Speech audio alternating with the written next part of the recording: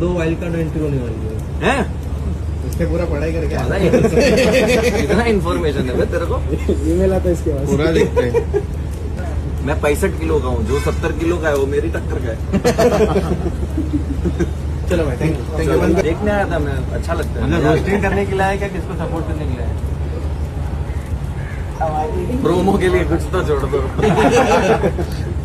भाई प्रणीत भी अंदर, उनका गेम कैसा लग रहा है? प्रणीत बहुत कितने सेंसिबल 2-3 एपिसोड से बातें कर रहा है। अच्छा है प्रणीत, बहुत अच्छा है। लेकिन सलमान खान ने पिछले वीक में क्लास लिए थे, उसके बारे में क्या होगा? अब वो तो आ गए हो तुम जंगल में। अभी लगता है आगे कोई बिग बॉस में सलमान सर को पहले रोस्ट करेगा कोई स्टैंड अप कॉमेडियन? करेगा नहीं करेगा बात की बात है, बट द वे भाई हैंडल्ड इट, कितने सही से समझाया, वो इंस्पायरिंग है। किसका गेम अच्छा लग रहा है?